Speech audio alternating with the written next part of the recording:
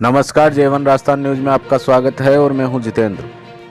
खबर नागौर जिले के मंगलाना से है, जहां नवनियुक्त भाजपा के ओबीसी मोर्चा के प्रदेश सचिव सुनील गहलोत व परबसर के नवनिर्वाचित नगर पालिका अध्यक्ष ओम प्रकाश सेन का मंगलाना सेन समाज की ओर से भव्य स्वागत समारोह आयोजित किया गया। आयोजित समारोह को संबोधित करते हुए समारोह के मुख्य अतिथि गहलोत ने कहा कि भाजपा पार्टी राष्ट्रवादी पार्टी है और हमें एकजुट होकर हमेशा पार्टी के हित में कार्य करना है।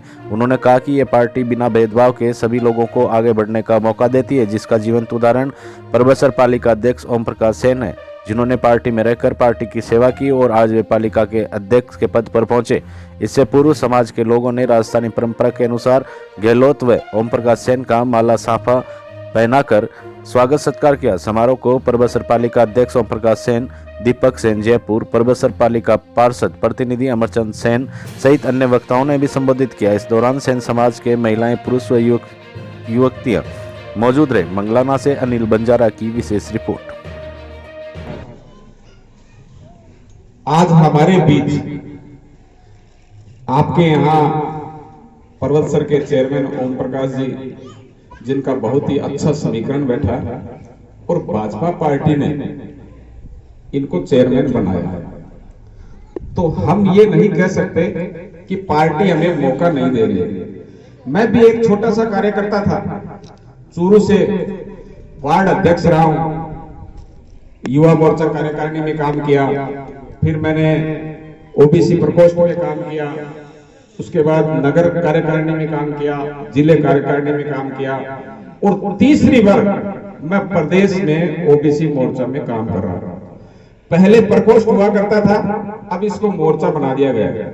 मोर्चा बनाने के बाद ओबीसी मोर्चा बहुत ही गति से, जब से ओम प्रकाश जी बढ़ाना अजमेर के रहने वाले हैं, आप ही के जिले के, ये तो नागौर जिले में आता है ना, परबसर अजमेर में आता है, नागौर में आता है।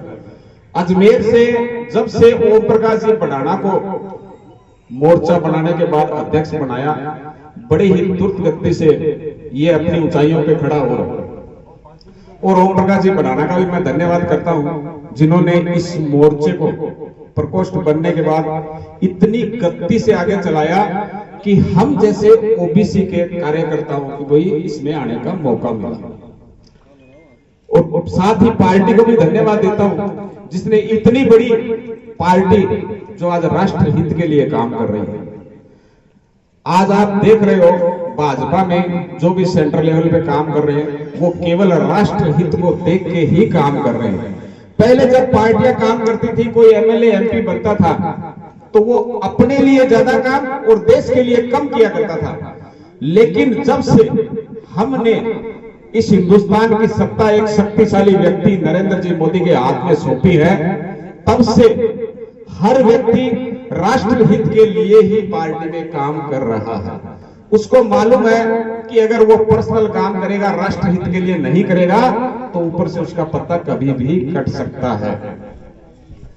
मोदी जी कोई छोटे व्यक्ति नहीं है। आज वो भी एक अवतार की तरह हिंदुस्तान में उभर के आए हैं और उनके आने के बाद आपने देखा होगा कि उन्होंने कभी भी देश को झुकने नहीं दिया। जब आपने भी देखा और हमने भी देखा है, कभी बांग्लादेश के सिपाही हमारे फौजियों को लेके चले जाते, उनके सर काट देते, कभी पाकिस्तान वाले गोलाबारी में उनको मार देते। जब कांग्रेस सरकार हुआ करती थी, तो मात्र पत्र लिखने के अलावा कोई भी काम नहीं किया करते थे। लेकिन जब से मोदी जी आए हैं, तब उन्होंने कहा है कि जैसे को तैसा जब तक आप नहीं करोगे, तब तक ये सुधरने वाले नहीं है। और आज सीमा पे फौजियों को ये पूछने की जरूरत नहीं है कि पाकिस्तान ने हमारे आदमी मारे तो हमें क्या करना है। जब पाकिस्तान वाले हमारे 10 मारते तो वो 100 मारते। उसके बाद आप देख रहे हो आतंकवादी गतिविधियां भी खत्म है, देश में लगभग शांति रहती है। इतना बड़ा देश है, छोटी मोटी घटनाएं तो देखो होती रहती है, मगर मोदी जी के आने के बाद इतना जबरदस्त कंट्रोल। क्या हम कभी सोच सकते थे कि जिस कश्मीर में हम कभी अपना झंडा नहीं फहरा सकते, आज वो कश्मीर भी हिंदुस्तान में ही है। उसमें हम अपना झंडा भी फहरा सकते हैं, हम सारा काम कर सकते हैं। कोई भी व्यक्ति ये सोच सकता था कभी? वहां सारे पाकिस्तानी नियम चलते थे।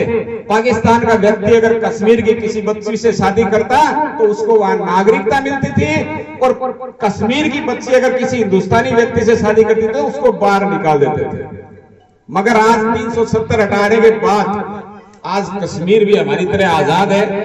वो हमारे ही देश का हिस्सा था, मगर हमारे देश का हिस्सा होते हुए भी हम उसमें झंडा नहीं फहरा सकते थे। इससे बड़ा दुर्भाग्य इस देश का क्या हो सकता है?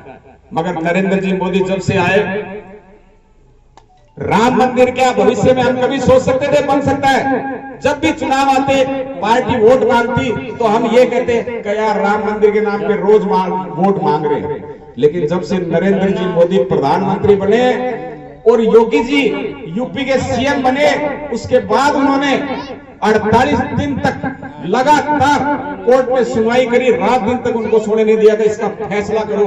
और आज देखो हमारा राम मंदिर बनने जा रहा है। ऐसे एनआरसी, सीएए, फिर भी क्या कोई झूठ नहीं है इसमें, लव जिहाद, और आने वाले समय में मैं बता देता हूं कि इस देश की पॉपुलेशन पे भी कंट्रोल लगने वाला है, और ये सभी भाजपा के राज में होने वाला है। और जिस पार्टी के साथ हम काम कर रहे हैं वो राष्ट्रभक्त पार्टी है। हमें ये सोचकर हमारे दिल को बहुत सुकून मिलता है कि हम एक राष्ट्रवादी पार्टी से जुड़े हुए हैं और एक राष्ट्रवादी नेताओं से जुड़े हुए हैं, और हम भाजपा में काम कर रहे हैं। और आप सभी को भी मौका मिलेगा, अगर हम ऊपर बैठे हैं, चेयरमैन साहब ऊपर बैठे हैं, तो ये मान लो कि आपके समाज को भी बहुत आगे मौका मिलने वाला है।